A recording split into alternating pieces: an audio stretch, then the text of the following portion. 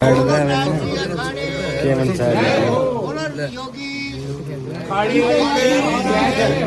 योगी खड़े की, बोला योगी खड़े की, बोला योगी खड़े की, बोला देवनाथ की, बोला देवनाथ की, बोलो योगी आदित्यनाथ महाराज की जय हो।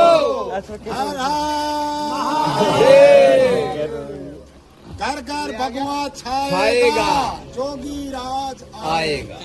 घर घर भगवा छाएगा, योगी आज के ऊपर दिन पे दिन प्रतिदिन ठीक है खतरा मंडरा रहा है और इनके घर पे जो है सिक्योरिटी जो कह रहे जो पहले बैठी थी अब वो नहीं है।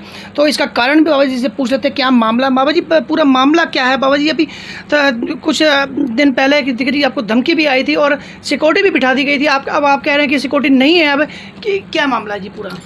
पहले तो जय श्री राम। देखो जी, ये जो विवाद चल रहा है खालिस्तान का, ये आपको पता है अब पूरे भारतवर्ष में ही छिड़ चुकी है। जो मुहिम है, जो खालिस्तान हमारे भारत देश का झंडा जला रहे थे, अब साधु संत भी रोडों पे उतर आए हैं। अभी एक वीडियो भी हमारे पास पहुंची हमारे अखाड़े की जी, वीडियो वायरल हो गया, हमने देख लिया वीडियो। जो जंतर मंतर के ऊपर हमारे साधु संत पहुंच गए हैं, जिसमें कि हमारे जो अखाड़े के राष्ट्रीय अध्यक्ष है वो मरण अनशन पे बैठेंगे कि जितने भी साधु संत हैं उनकी सुरक्षा करी जाए।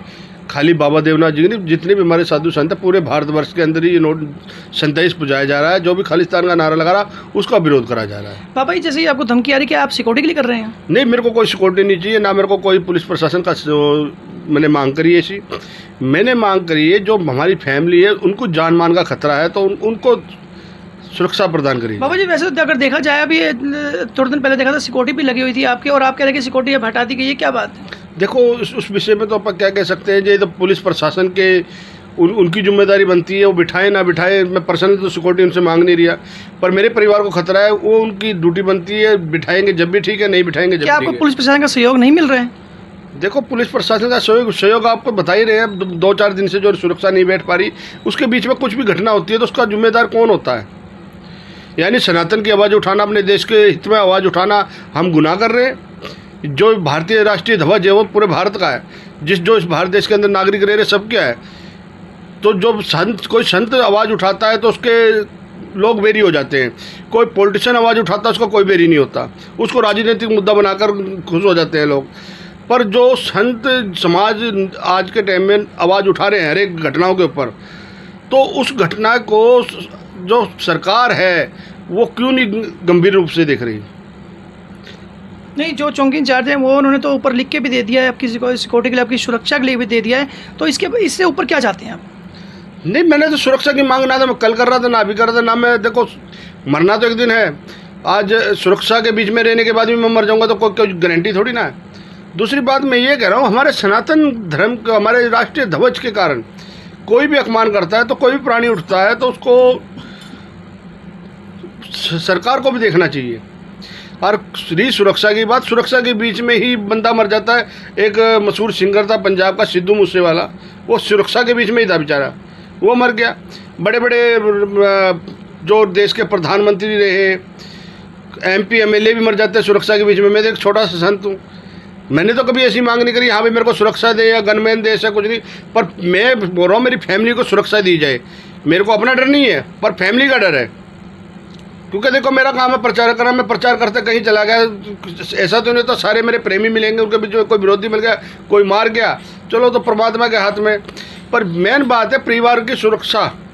अब आप क्या चाहते हैं प्रशासन से? मैं चंडीगढ़ SSP साहब और DGP साहब से हाथ जोड़कर, अपने SHO साहब से और हमारे जो चौकी इंचार्ज है रवदीप जी, उनसे हाथ जोड़ के बोलना चाहता हूँ कि जो हमारे परिवार को सुरक्षा प्रदान कर रखी है स्थानीय, वो सुरक्षा को प्रॉपर बना के रखें। ऐसा ना हो एक दिन आ रहे हैं 2 दिन आ रहे हैं नहीं आ रहे, उसके बीच में कुछ हो जाता है तो उसका जिम्मेदार कौन होता है? बाबा जी उनकी पेट्रोलिंग तो अभी भी चल रही है ना आपके इधर डेरे पे? देखो पेट्रोलिंग तो यहाँ गली मोहल्ला ही बता देगा जी, मैं उसके विषय में तो क्या बोलूँ, गली मोहल्ला बता देगा। और दूसरी बात, कितनी बारी हमारे पे हमला है, पूरा ये यहाँ का जितना मोहल्ला है सारा कुछ बता देगा। तो मैं चंडीगढ़ प्रशासन से यही कहना चाहता हूँ कि परिवार को जान मान का खतरा ना हो, जिसमें कि और विवाद होने का डर हो जाए। जितने भी मेरे संत महात्मा हमारे साथ जुड़े हुए हैं, जितने अखाड़े, वो रोड पे ना आ जाएं। रोड पे आगे संत महात्मा तो फिर रोड जाम होएंगे, चकना जाम होएगा, जैसे कि दिल्ली में अब स्टार्ट हो गया है परसों से। क्या आप विवाद करना चाहते हैं? नहीं, इसमें विवाद का कोई रूप नहीं है, पर जब एक बात बनती है जान और मान पर, इंसान अपने ऊपर तो झेल लेता है, जब परिवार की बात आती है तो परिवार को नहीं इस मुकाम पे ला सकता। तो इसमें कोई किसी पार्टी का विरोध नहीं कर रहे, ना हम किसी राजनीति से बात करें। हमने बात करी है राष्ट्रीय ध्वज की क्यों जलाया गया। एक तो हमारी मांग है जो नंबरों को हमारे को धमकी मिले उनका ऊपर FIR लॉन्च हो, चाहे वो किसी के भी नंबर है, उनके FIR लॉन्च हो, चाहे वो पाकिस्तान का, चाहे कनाडा का, चाहे दुबई का, उनके ऊपर FIR लॉन्च हो, हमारे को FIR कॉपी दी जाए। दूसरी बात, हमारी DDR कॉपी आज तक हमें मिली नहीं। सरकार से हमारा ये मांग है जो हमारे परिवार को सुरक्षा प्रदान करिए, स्थानीय प्रदान करिए, वो कृपया करके बनाए रखें। बाबा जी, जैसे अभी आपने कहा कि मुझे DDR कॉपी नहीं मिली, FIR नहीं कटी, क्योंकि आपकी कंप्लेंट तो वहाँ जा चुकी है और उन्होंने लिख के भी दे दिया ऊपर उच्च अधिकारियों को, इससे ज़्यादा क्या चाहते हैं आप? देखो जी, जो बंदा हमारे को धमकी दे रहा है खालिस्तानी, उस बंदे के ऊपर हमारे को FIR लॉन्च होनी चाहिए। उस पर चलो मेरे को धमकी दे दी उसको हम बर्दाश्त कर लेंगे, जो हमारा राष्ट्रीय ध्वज जलाया, ठीक है जी, उसके ऊपर जो राष्ट्रीय ध्वज जलाया तो उसके ऊपर देशद्रोही लगती है। बाबा जी, पर वो तो विदेश में बैठे हैं ना, तो यहाँ पे आपकी कंप्लेंट भी लिखी गई है, ऊपर उच्च अधिकारी को भी भेज दिया गया, इससे ऊपर क्या चाहेंगे आप? नहीं, चाहे वो विदेश में बैठे, एक FIR कॉपी तो बनती है, FIR तो लॉन्च बनती है। अब कोई कांड करके पाकिस्तान भाग जाए या कहीं भाग जाए तो उसकी FIR नहीं कटेगी। पर अभी तो नंबर ट्रेस पे चल रहे हैं ना वो। कब तक चलेंगे? दूसरा 2.5 महीने तो होने जा रहे हैं। इसके बीच में कुछ हो जाता है तो कौन जिम्मेदार है? तो अब आप प्रशासन से क्या मांग करते हैं? मैं प्रशासन से यही मांग करता हूँ कि कृपया करके जो हमारे परिवार को सुरक्षा प्रदान कर रखी है स्थानीय, वो कृपया बनाए रखें। दूसरी बात, जो हमारे मान जान का खतरा होता है उसका कौन जिम्मेदार है? दूसरी बात, राष्ट्रीय ध्वज का हमने आवाज़ उठाई है और वो आवाज़ अब वो चिंगारी बन चुकी है, हर एक साधु संत के पास पहुंच चुकी है। जो जंतर मंतर पे हमारे साधु समाज पूरा तैयार हो गया है, जिसमें कि अब वहाँ पे यात्राएं भी स्टार्ट होंगी और भूख हड़ताल में बैठने के लिए साधु संत तैयार हो गए। और 20 तारीख को वाल्मीकि तीर्थ पे बहुत तगड़ा इसी चक्कर में एक मीटिंग रखी गई है, जिसमें कि सारे ही सब पूरा समाज एकजुट इकट्ठा होगा, छत्ती की छत्ती बिरादरी इकट्ठी होगी खाली राष्ट्रीय ध्वज के बारे में, कि राष्ट्रीय ध्वज का अपमान नहीं सहेंगे हम। बाबा जी, क्या आपकी किसी उच्च अधिकारी से बात हुई है?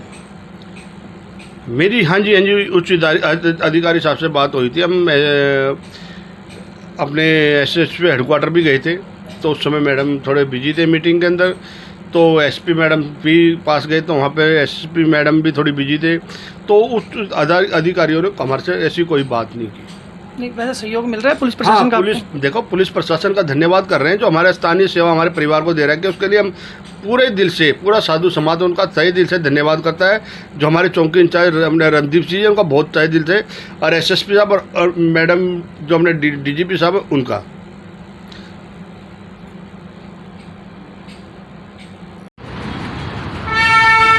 इंटरनेशनल कॉल बाबा देवनाथ को, धमकी भरा कॉल आ रहा है। इंटरनेशनल कॉल पाकिस्तान, इंग्लैंड और कई जगहों से अलग अलग 3-4 फ़ोन आ रहे हैं। कई दिनों से बाबा देवनाथ जो है डिप्रेशन में परेशान हैं।